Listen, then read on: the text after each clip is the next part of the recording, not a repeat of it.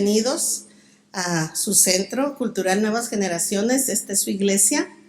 Y quisiera que el día de hoy continuáramos con la tercera parte de lo que ha sido una serie titulado Todo lugar que pise la planta de vuestro pie. Que el día de hoy usted va a ir viendo por qué puse este título, ¿verdad? Y hoy tenemos un subtítulo. La reflexión de hoy tiene un subtítulo llamado Miedo y temor de vosotros. Vamos a ver ahorita el porqué de este subtítulo, ¿verdad? Entonces, la semana pasada dejamos nuestra reflexión o nuestra enseñanza con la siguiente escritura que le voy a leer el día de hoy. Dice, pero cuando vino el cumplimiento del tiempo, Dios envió a su Hijo, nacido de mujer y nacido bajo la ley, para que redimiese a los que estaban bajo la ley, a fin de que recibiésemos la adopción de hijos. Y por cuanto sois hijos, Dios envió a vuestros corazones el Espíritu de su Hijo, el cual clama, Abba, Padre. Así que ya no eres esclavo, sino hijo, y si hijo, también heredero de Dios por medio de Cristo. Esto lo encontramos en Gálatas 4, del 4 al 7. Y quisiera yo nada más desglosarlo un poquito más, ¿verdad? Esto con lo que terminamos para entrar ya en la reflexión de hoy. El punto número 1 dice este versículo o este pasaje, dice que cuando vino el cumplimiento del tiempo. Esa frase encierra muchísimas cosas. Dice, cuando vino el cumplimiento del tiempo. Eso quiere decir que Dios, en su omnisciencia, en su infinita sabiduría, en su infinita inteligencia, Él había estipulado un momento en la historia para realizar algo importante. Él dice, cuando se cumplió el tiempo, cuando llegó el momento indicado, el momento estipulado, el momento preparado dice, cuando llegó ese momento, dice, Él envió a su Hijo. Era un momento que Dios estaba esperando, que ya había estipulado Dios para hacer algo. Entonces, ¿qué era eso importante que Dios tenía planeado? Ahora, vámonos por parte, vamos a retomar todo el versículo y vamos viendo para que quede más claro. Dice la primera parte, que ya lo explicamos, ¿verdad? Cuando llegó o cuando se cumplió el tiempo. 1, 2, cuando se cumplió el tiempo, Dios envió a su Hijo.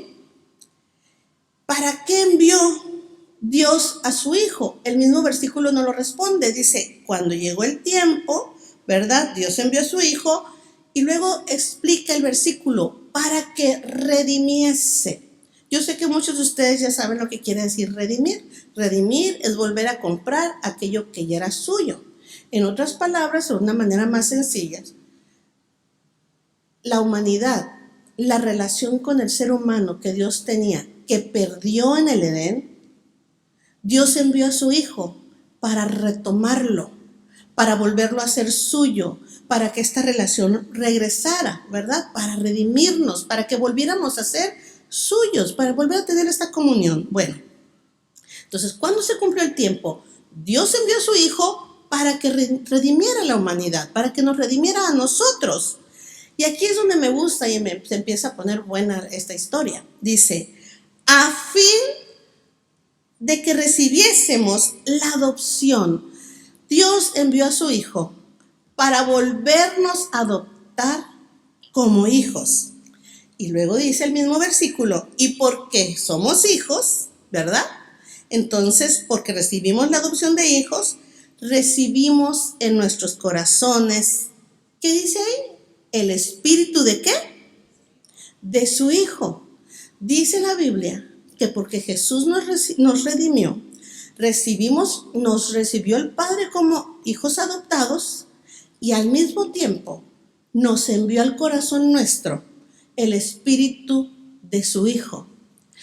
Dentro de nosotros, de cada uno de nosotros que hemos sido redimidos, está el espíritu de su Hijo.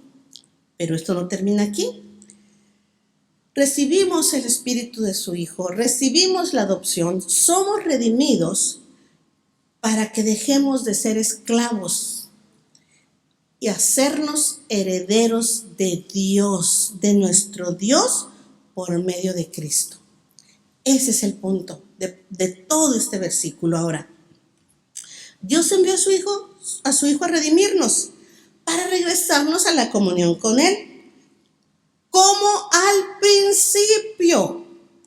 Por eso quiero hacer tanto énfasis en esto, porque Dios envió a su Hijo para redimirnos y regresarnos a la relación o a la comunión que tenía el ser humano con Él, como al principio de la creación, como al principio lo tenían Eva y Adán, antes de que el pecado llegara al ser humano, antes que desobedecieran y antes que la corrupción llegara a la tierra.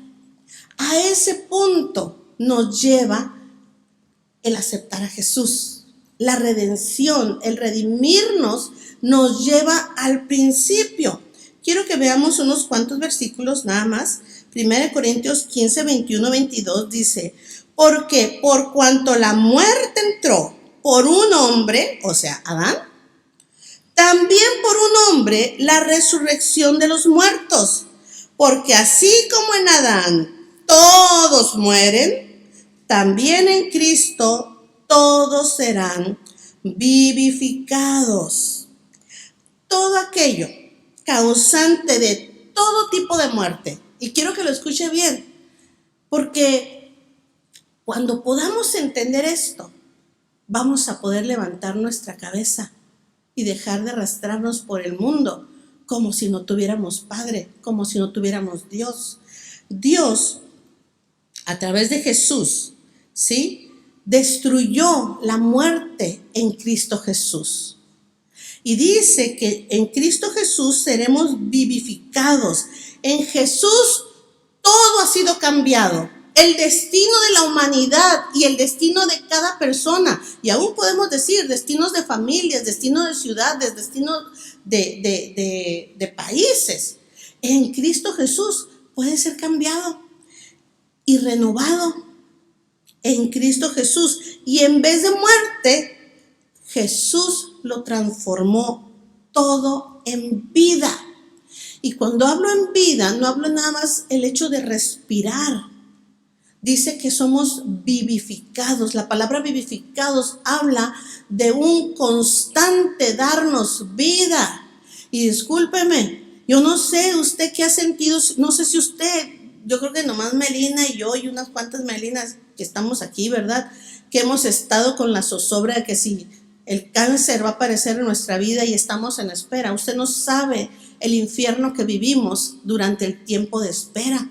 Cuando nuestra mente, cuando nuestro corazón nos dice, ya te vas, vienes, tienes esto, tienes lo otro. Pero cuando viene la palabra de Dios, cuando Dios viene y nos dice, confía en mí, yo te voy a vivificar, esta cosa de carne de muerte aún es obediente a Dios. Aún el Espíritu de su Hijo puede transformar la muerte en vida. Y eso es lo que vivimos aquellos que hemos sido redimidos por Jesús. Entonces, Jesús transformó en vida todo lo que a usted se le ocurre, en todos los sentidos, no solamente el hecho de que va a respirar. Yo le decía en la clase pasada, en la reflexión pasada, muchos estamos muertos en vida. Muchos de nosotros respiramos, pero estamos muertos en vida. Y esto es lo que Jesús viene a cambiar.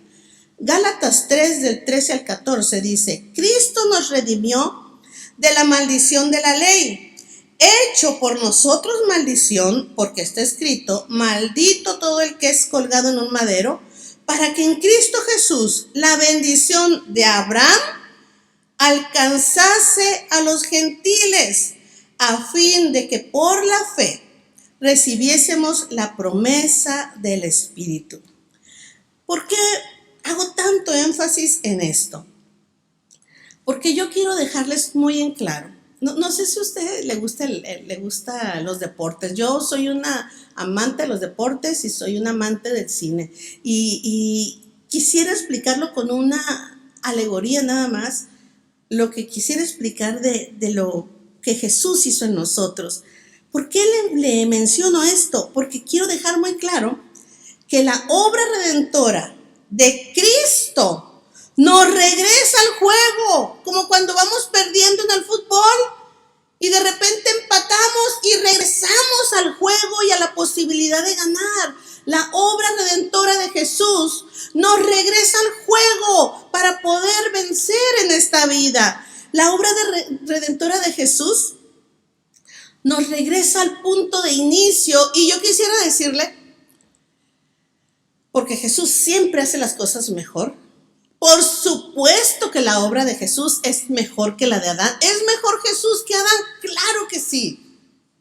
Su obra, su vida, claro que es mejor que la de Adán.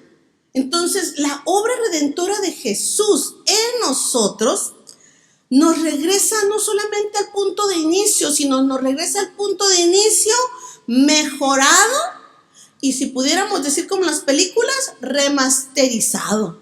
Mejor sonido, mejor imagen, mejor todo, ¿sí? Todo lo regresa mejor Jesús, hablando, como le digo, metafóricamente. Y es aquí donde quiero retomar nuestro tema y decirles por qué he tenido ese título de y todo lo que pise la planta de vuestro pie será vuestro, ¿verdad? Entonces, quiero regresarme al Génesis, poquito después de que Eva y Adán y de la Torre de Babel. Quiero regresarme al Génesis a después del diluvio. Y quiero que usted vea algo, ¿no? No es la primera vez. Esto que yo le estoy comentando de que la obra redentora de Jesús nos regresa al juego, nos regresa al principio y volvemos otra vez como si nada hubiera pasado. No es la primera vez que Dios hace esto. Dios lo venía anunciando desde el Antiguo Testamento. Dios retoma los tratos, los pactos o los acuerdos que Él hace con una primera generación. O sea, Dios no cambia. Él está firme en su decisión de por qué creó al hombre, por qué nos hizo nacer, cuál era su propósito. Dios no cambia. Por más que el hombre lo decepcione o el hombre sea... No. Él dice, yo sé lo que quiero con el hombre, por qué lo hice vivir. Entonces, no es la primera vez que Dios retoma estos acuerdos, ¿verdad? Que Él había hecho con Adán. Quiero que observen cómo Dios retomó con Noé el mismo trato, condición o acuerdo que había hecho con Adán y con Eva. Porque como le digo, el plan de Dios para con el hombre no ha cambiado. Dice Génesis, vamos a leer 2 versículos. Dice Génesis 9:1. Bendijo Dios a Noé y a sus hijos y les dijo, fructificad y multiplicaos y llenad la tierra. ¿Se acuerdan que ya se lo había dicho eso a Eva y Adán? Lo mismo. Fructificad, multiplicaos y llenad la tierra. Pero lo que hoy yo quiero que usted observe quiero que resaltar esto que Dios le dijo a Noé y a su familia, a cada uno de los que habían sido salvados de morir y que iban a iniciar una nueva vida después del diluvio. Quiero que vea este versículo número 2 de Génesis 9:2, lo que le dice Dios a Noé después de que le dice fructificad y multiplicaos y llenad la tierra. Dios le dice, el temor y el miedo de vosotros estarán sobre todo animal de la tierra y sobre toda ave de los cielos y en todo lo que se mueva sobre la tierra y en todos los peces del mar en vuestras manos son entregados. Esto fue lo que Dios le dijo a Noé. Qué curioso que normalmente es como que al revés, ¿no? Como que nosotros somos los que le tenemos miedo a los animales, a las víboras, a las arañas, a los tiburones, ¿sí? O sea, le tenemos temor, es al revés. Y aquí la palabra de Dios, aquí dice que Dios le dijo al hombre, o más bien a Noé y a su descendencia, ¿verdad? A sus hijos. El temor y el miedo de vosotros estará sobre todo animal de la tierra y sobre toda ave de los cielos, en todo lo que se mueva sobre la tierra y en todos los peces del mar. Ahora, no es la única vez donde vamos a encontrar esto. Volvemos a encontrar esta frase o declaración justamente en la escritura que hemos estado tomando como base durante estas 3 semanas. En la escritura donde el pueblo de Israel estaba a punto de entrar a la tierra prometida, ¿verdad?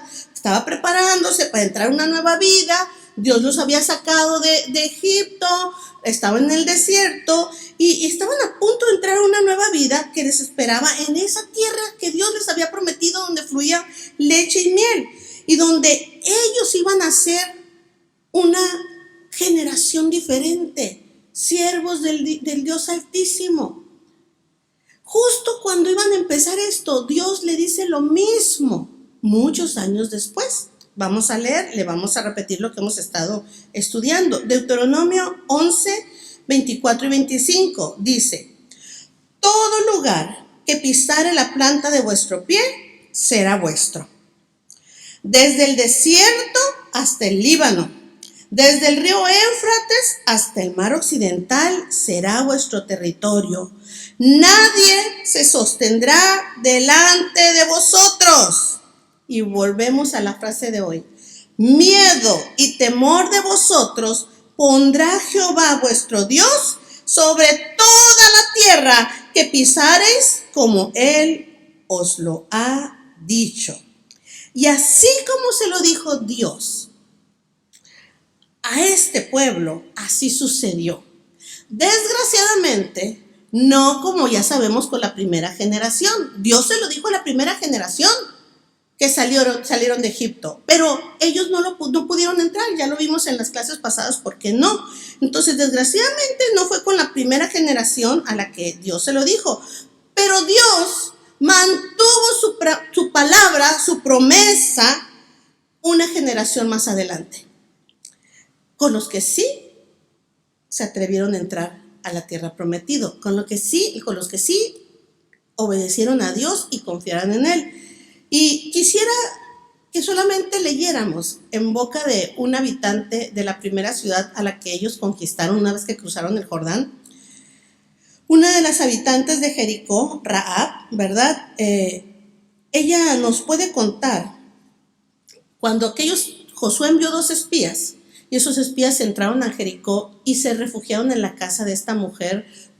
Iba a decir de dudosa reputación, pero no, de ella sí sabíamos cuál era que su reputación no era buena, ¿no? O sea, era una sexoservidora. Se refugiaron ahí, los protegió a estos 2 espías y por eso ellos le prometieron no matarla a ella y a su familia. Pero yo quiero que oigan ustedes en boca de esta mujer Rahab lo que el pueblo de Jericó comentaba, lo que se comentaba dentro de la ciudad cuando ellos sabían que el pueblo de Israel, que los judíos iban a conquistar o habían pasado el Jordán. Dice en Josué 2 del versículo 8 al 11, dice: antes que ellos se durmiesen, o sea, los 2 espías, ella subió al terrado y les dijo: sé que Jehová os ha dado esta tierra, porque el temor de vosotros ha caído sobre nosotros y todos los moradores del país ya han desmayado por causa de ustedes, porque hemos escuchado que Jehová hizo secar las aguas del Mar Rojo delante de ustedes cuando salieron de Egipto, y lo que habéis hecho a los 2 reyes de los amorreos que estaban al otro lado del Jordán, a Sehón y a Og, a los cuales habéis destruido. Y oyendo esto, dice Rahab, le está diciendo a los espías, y oyendo esto, ha desmayado nuestro corazón, ni ha quedado más aliento en hombre alguno por causa de ustedes, porque Jehová vuestro Dios es Dios arriba en los cielos y abajo en la tierra. Eso es lo que se hablaba en Jericó, una ciudad amurallada. Eso, así miraba este pueblo a los hijos de Dios. Vuelvo a resaltar esto que le dijo Rahab, lo que dijo de su pueblo. Dice, el temor de vosotros ha caído sobre nosotros. Esto que estamos leyendo, mire, esto que yo le voy a enseñar a usted hoy, que le voy a mostrar hoy, no es para principiantes, es para verdaderos hijos de Dios. Gente que camina con Dios y que le ha entregado su corazón y su vida a Dios. Así como los que entraron a la conquista, como todo lo que ya hemos visto en las reflexiones anteriores. Pero esto no es un fenómeno aislado, sino que esto de que el temor de vosotros ha caído sobre nosotros es un fenómeno, un acontecimiento, una situación que se repite una y otra vez a lo largo de la escritura. Si usted la lee completa de tapa a tapa, lo va a encontrar en muchas, no sé si muchas, serán como unas 10 veces, ¿no? Algunas o varias ocasiones. Entonces, se repite en múltiples ocasiones y lo vamos a ver ahorita, no nada más en el Antiguo Testamento, lo vamos a ver también en el Nuevo Testamento. Quiero leerles un cachito nada más en el Nuevo Testamento, cuando la transfiguración de Jesús. Le voy a leer el pasaje completo. 6 días después, Jesús tomó a Pedro y a Jacobo y a Juan, su hermano, y los llevó aparte a un monte alto, y se transfiguró delante de ellos, y resplandeció su rostro como el sol, y sus vestidos se hicieron blancos como la luz. Y he aquí, aparecieron Moisés y Elías hablando con él. Entonces Pedro dijo a Jesús, me cae muy bien Pedro, ¿no? Nunca se sabe callar, ¿no? Entonces Pedro dijo a Jesús, Señor, bueno es para nosotros que estemos aquí. Si quieres, hagamos aquí 3 enramadas, una para ti, otra para Moisés y otra para Elías. No más faltó que le dijera, la más grandota para ti, Señor, ¿verdad? O sea, no más faltó que le dijera eso. Pero mientras él aún hablaba, una nube de luz los cubrió. Y he aquí una voz desde la nube que decía, este es mi Hijo amado, en quien tengo complacencia. Y esto es muy importante que usted lo escuche. Y esto es muy importante para esta clase. Este es mi Hijo amado, en quien tengo complacencia. Fíjese lo que pasó cuando Dios emitió esta frase, o esta palabra. Dice, este es mi Hijo amado, en quien tengo complacencia. A él oíd. Al oír esto, los discípulos se postraron sobre sus rostros. ¿Y qué dice que tuvieron? No tuvieron temor cuando vieron a Elías, no tuvieron temor cuando vieron a Moisés, cuando Jesús se le transfiguró la cara, no tuvieron temor. ¿Cuándo vino el temor? Cuando Dios emitió una frase, una palabra, unas palabras diciendo, este es mi Hijo amado, en quien tengo complacencia. Esto del temor no era nada más para los inicuos o para los perversos o para los enemigos de Dios. Ellos eran discípulos y sintieron temor, sintieron algo dentro de ellos y se postraron y se tiraron al suelo. Esto también no solamente pasó en este momento, pasó también cuando se hacían milagros. Quiero leerles Lucas del 5 al 9. En aquella historia tan conocida que hemos leído tantas veces de la pesca milagrosa, pasó lo mismo con una pesca. Con la pesca. Dice, porque por la pesca que habían hecho, el temor se había apoderado de él y de todos los que estaban con él. cuando vieron aquel milagro que les dice, echa la red al otro lado, Señor, si hemos pescado todo, tú échala al otro lado, te digo. Bueno, Señor, nomás porque eres Jesús. Y que dice que la red se rompía. Dice aquí Lucas lo explica un poquito mejor. Dice, porque por la pesca que habían hecho, el temor se había apoderado de él y de todos los que estaban con él. Cuando los primeros discípulos de Jesús empezaron a destacarse por el compartir del evangelio, por hablar de Jesús, por presentarles una nueva vida, cuando ellos entraron a esta dimensión de la nueva vida, que habían sido ellos comprados con la sangre de Jesús, redimidos, investidos con el poder del Espíritu Santo, esto también se acompañaba con ellos, no solamente con Jesús, sino con sus discípulos. Vamos a leer Hechos de los Apóstoles, capítulo 2, versículo 42 y 43. En el libro de los Hechos podemos observar esto en la nueva vida de los discípulos. Dice, fíjese el panorama o la escena, es completamente diferente. No es una conquista de ir a un pueblo, no es la conquista, no es un milagro que Jesús hizo, no. Quiero que vean esta escena. Dice, y perseveraban en la doctrina de los apóstoles, en la comunión unos con otros, en el compartimiento del pan, o sea, comían juntos y oraban juntos, dice, en el compartimiento del pan y en las oraciones. Y vean lo que dice después. Y sobrevino temor a toda persona, y muchas maravillas y señales eran hechas por los apóstoles. Hechos 5, capítulo 5, versículo 11 dice, y vino gran temor sobre toda la iglesia y sobre todos los que oyeron estas cosas.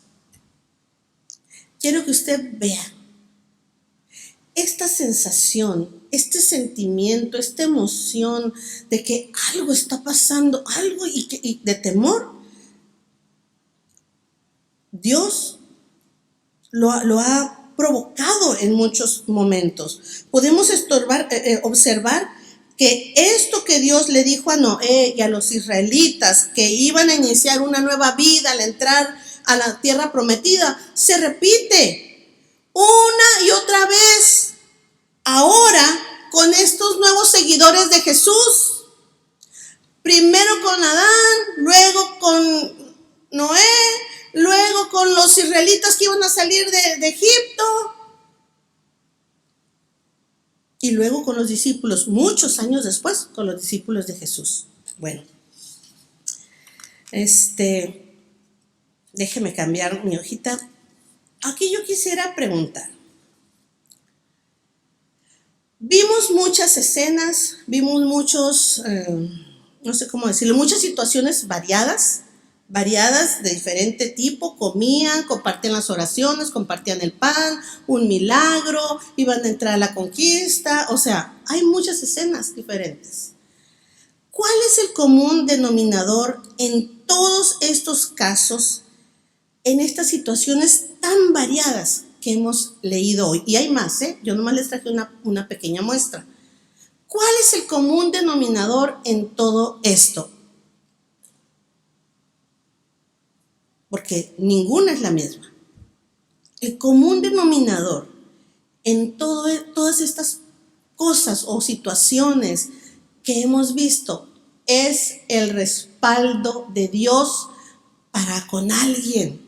El respaldo de Dios, su presencia con ellos, su bendición sobre ellos, el que Dios los escogió para darles una nueva vida. Y sobre todo aquí quiero yo decirle, porque no quiero que esto se le pase, el punto donde dice Dios, estos son mis hijos en quien yo me complazco. Este es mi hijo amado. Esto es mi mi pueblo al que yo escogí y que yo ya le di esa tierra. Este es un puñito de 8 gentes que libré de la muerte, del diluvio. Estos son mis escogidos. En estos tuve complacencia. Este pequeño puñito. El común denominador es la complacencia de Dios, la decisión de Dios para bendecir a una persona, a una familia o a un pueblo, ¿sí? Porque entraron en una relación íntima de amor con Él. Y entraron en un pacto de tú y yo, nosotros y tú, mi familia y yo, mi pueblo y yo, en el caso de Abraham. Esto nos habla del respaldo de Dios.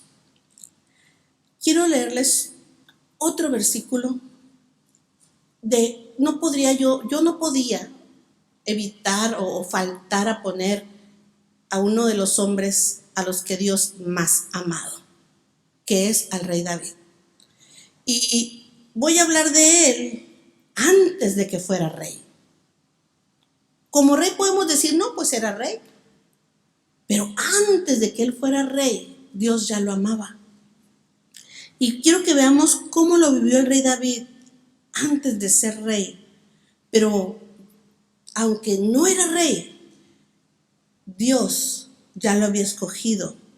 Dios ya lo había escogido para que fuera, ya se había complacido en él y ya le había entregado el reino. Primera de Samuel 18, del 28 al 29. Dice, pero Saúl, viendo y considerando que Jehová estaba con David y que su hija Mical lo amaba, ¿qué dice? Tuvo temor de David. Pero Saúl, viendo y considerando que Jehová estaba con David, tuvo más temor, o sea, ya le tenía miedo. Y dijo, tuvo más temor de David. Y fue Saúl enemigo de David todos los días. Cuando Dios está contigo, cuando el espíritu de su Hijo está en tu corazón, la gente que está a tu alrededor va a empezar a sentirse nerviosa. La gente que está a tu alrededor va a empezar a sentir algo raro dentro de ellos que no saben cómo expresar, que no saben cómo describir, y lo describen como miedo, ¿sí? Van a empezar a sentir algo dentro de ellos. ¿Qué es lo que perciben ellos en ti? Perciben al poderoso Dios de Israel que va contigo, al gran Emmanuel, que significa Dios con nosotros. Perciben que Dios está contigo y eso les causa temor, respeto, recelo u odio. Yo no sé si te ha pasado que hay gente que te odia desde que te conoce, que tú no les hiciste nada, no les has hecho nada, los tratas bien, eres amable, pero te odian y dicen, es que se cree mucho. Y acá entre nos yo les contesto, no me creo, soy. Yo sé lo que valgo y no por mí. Yo valgo la sangre de mi Cristo. Mi Cristo vino por mí a rescatarme, a darme una vida nueva. Así que si dices que yo me creo, sí, yo sé la sangre preciosa que fue pagada por mi vida. Y yo le creo a mi Dios. Él nunca se ha equivocado. Y si Él apostó por mí, creo que yo le creo, ¿sí? Así que, sí, hay gente a la que le vas a caer gorda. ¿Sabe cuál es el problema con la mayoría de la gente? Hay un dicho que dice que nada puede definir más lo que está torcido que una vara recta. Los albañiles usan algo que se llama plomada, los constructores usan algo que se llama plomada. Cuelgan algo pesado, un fierro ahí, una cosa pesada en la punta y dejan caer un hilo. Ese hilo va y es recto. Si tú pones una vara recta, un hilo recto ante cualquier cosa, tú te vas a dar cuenta todo lo torcido y todo lo chueco que está lo otro. Lo inclinado, lo descuadrado. Cuando un hijo de Dios empieza a ser honesto, cuando un hijo de Dios empieza a vivir una vida de integridad, lo chueco queda de manifiesto. Cuando tú dices, no, yo no voy a robar, todos los rateros sienten, se retuercen por dentro porque ellos quisieran que todos fueran como él, porque la apostasía y el pecado busca adeptos. El borracho no le gusta tomar solo, quiere otro ahí con él para estar, es que me gusta con mi compa, no, es que no quiere ser el único, no se quiere morir solo. El drogadicto no se droga solo normalmente, bueno, ya los muy perdidos sí, ¿no? Pero la mayoría se hace en reuniones sociales, en conjuntos. El ladrón no quiere ser el único, quiere que todos sean ladrones porque dice el ladrón que roba ladrón, tiene 100 años de perdón, discúlpeme, ni el primero, ni el último, nadie es perdonado si no se arrepiente. El ratero es ratero, le robes a quien le robes, y eso del Robin Hood no existe, ¿sí? Entonces, me voy a regresar a mi clase. No sé cómo interprete la gente que te rodea lo que emana de ti, que es el favor que Dios tiene hacia ti, la complacencia de Dios de verte y decir, este es mi hijo amado, a él óiganlo, se merece que lo oigan. Pero la gente lo percibe y no sé cómo lo interprete, ¿verdad? Pero ellos perciben que eres de temer. Y yo sé que muchos de ustedes, al igual que yo, quieren que todo el mundo las quiera. Yo quisiera que todo el mundo me quisiera. Yo quisiera que todo el mundo me quisiera. Yo tengo un problema muy serio de buscar la complacencia de la gente. Yo quiero caerle bien a la gente. Quiero que la gente me quiera, me ame, me acepte, me invite a sus fiestas, ser su mejor amiga. Yo quisiera que todos me dijeran, es que tú eres mi mejor amiga. Yo digo, oh, sí, sí, sí. Eso es en mi carne y en mi naturaleza necesitada de afecto. Esa soy yo, ¿sí? Yo quisiera eso. Pero me encuentro que ahora que soy cristiana y que el favor de Dios está conmigo, mucha gente me tiene miedo.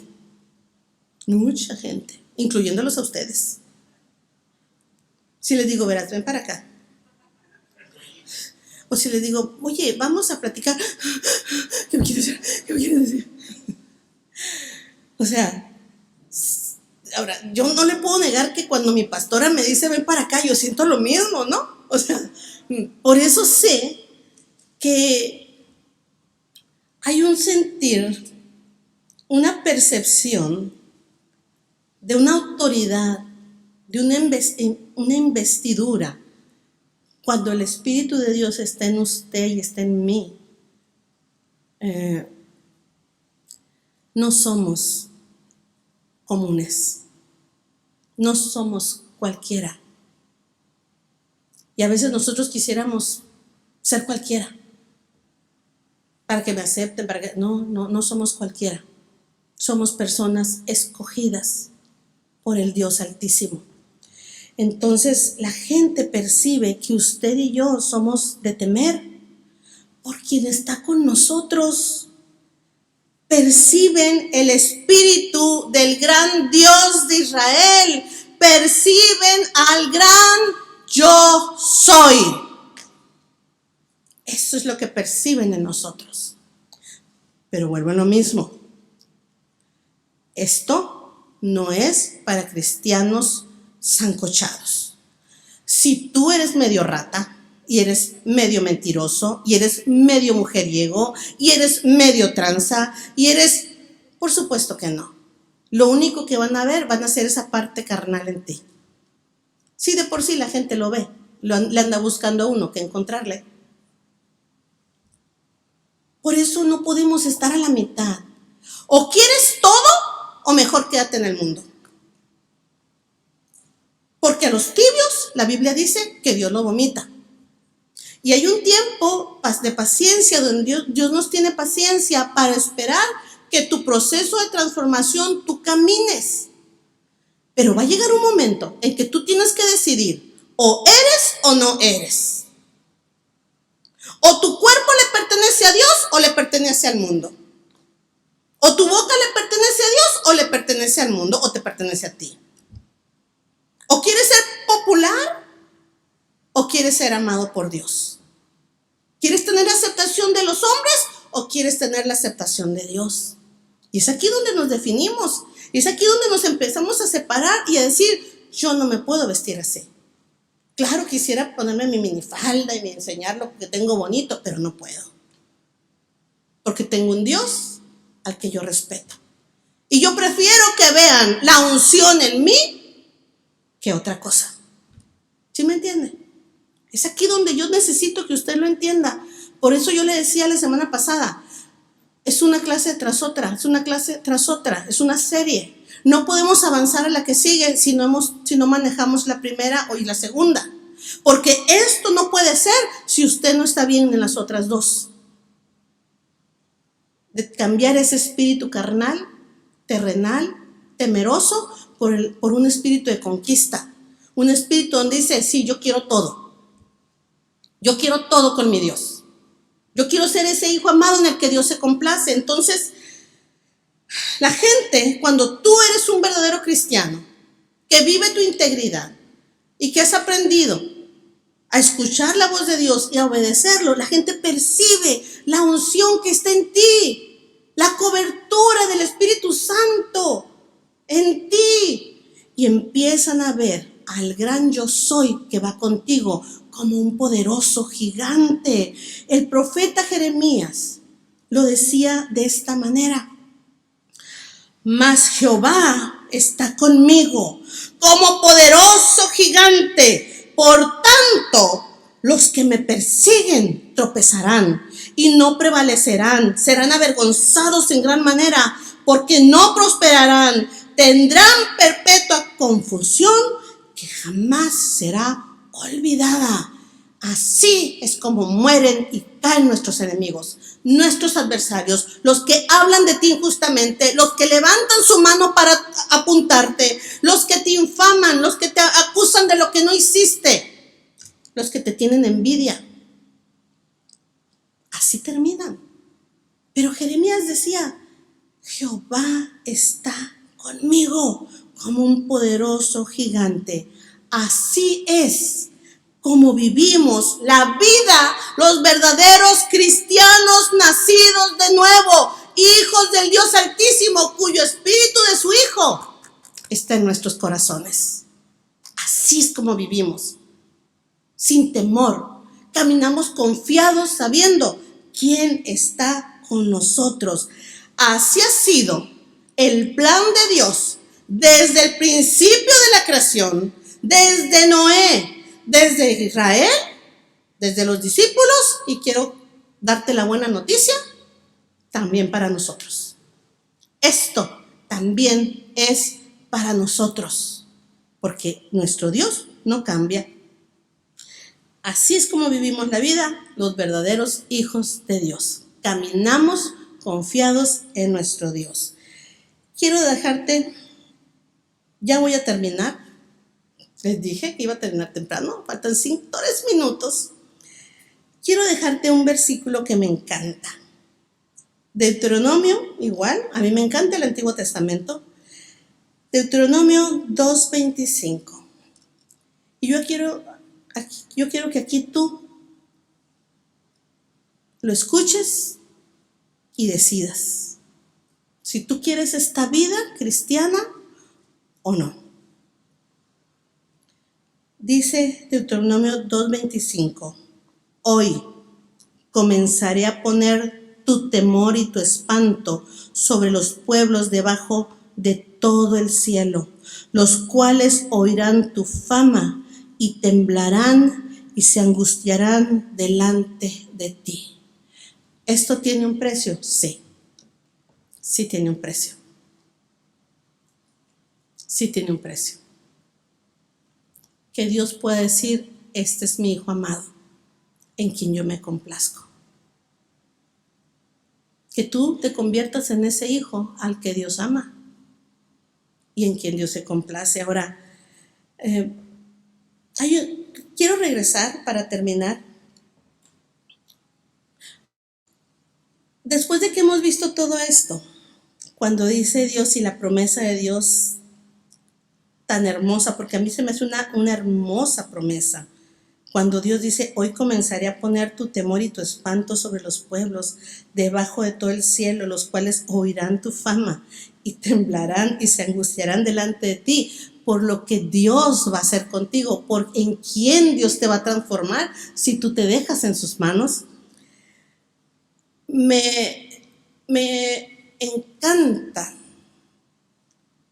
cómo la Biblia no se contradice. Quiero terminar con una profecía de Isaías 53:11. El sacrificio de Jesús fue algo tan cruento y doloroso. Lo que Jesús sufrió en esa cruz fue físico, mental y emocional de una manera terrible. Sin embargo, yo no puedo ver la película de la Pasión de Cristo. A mí se me hace demasiado. Aunque es una película, se me hace demasiado no sé cómo decirlo, el castigo, cómo se ensañaron con Jesús, la crueldad, la humanidad del ser humano fue demasiado cruel y despiadado con él. A mí me duele, pero no solamente fue una crueldad física, había un sufrimiento mental y había un sufrimiento emocional. Él tenía sentimientos. Y lo que Jesús vivió ahí en esa cruz no se puede describir. Sin embargo, cuando usted y yo, cuando uno como persona llega a entender y hacer valer ese sacrificio, esa redención a nuestro favor, entonces podemos entender la profecía de Isaías 53. Acuérdense que vimos Isaías 53, donde viene la descripción de lo que iba a vivir Jesús. Pero ahí mismo en Isaías 53:11 dice esto, y yo me quedo con esto. Dice, verá el fruto de la aflicción de su alma y quedará satisfecho. Por su conocimiento justificará a mi siervo justo a muchos y llevará las iniquidades de ellos. Este hombre que murió en esta cruz le dio sentido a mi vida, le dio razón de existir, le dio propósito y ha aderezado mesa delante de mí cada día de mi vida. Me ha hecho vivir una vida hermosa que yo tendría que hablarles de cómo ha sido mi vida. Un día les voy a dar mi testimonio para que ustedes vean lo que Dios ha hecho por mí. Cómo cambió mi tristeza en gozo, cómo cambió mis inseguridades en seguridad, cómo cambió mi temor en seguridad, cómo en sus manos estoy tan segura. Cuando yo veo esto y digo, Señor, gracias, porque lo que sufriste no fue en vano. Y cada que nosotros no hacemos valer ese sacrificio tan cruel para que tu vida tenga calidad y lo usamos como un relicario, como algo religioso, como algo que nomás vamos 1 o 2 veces y uno dice, espérate, fue mucho dolor, fue mucho sufrimiento para que sea nada, para que no signifique nada en tu vida, para que su sacrificio no tenga impacto en tu vida. Señor, ¿tú sabías? Yo no sé cuántos de ustedes van a tomar esto que Dios les está entregando, esto que Dios les está dando, y lo van a hacer válido. Yo no sé cuántos. Hay tanta gente que se dice cristiana, religiosa, inmoral, que abusa, que usa el cristianismo, que roba, que miente. Por supuesto que Dios no se complace en ellos. Pero el día de hoy yo quiero hacer en ustedes un llamado a preguntar. Cuando Jesús te vea lo que está haciendo en tu vida, vea lo que tú estás viviendo, vea lo que tú estás logrando, veas el avance que tienes en tu vida, lo que tú estás recibiendo de parte de Él, lo que estás haciendo válido su muerte en esa cruz. ¿Verá el fruto de la aflicción de su alma y quedará satisfecho? ¿O le quedaremos a deber? La mesa está servida. Tú decides qué calidad de cristianismo vives y si puedes creer esto. Jesús dijo, al que cree, todo le es posible. Y en esta noche ya terminé mi clase. En esta noche yo quisiera orar.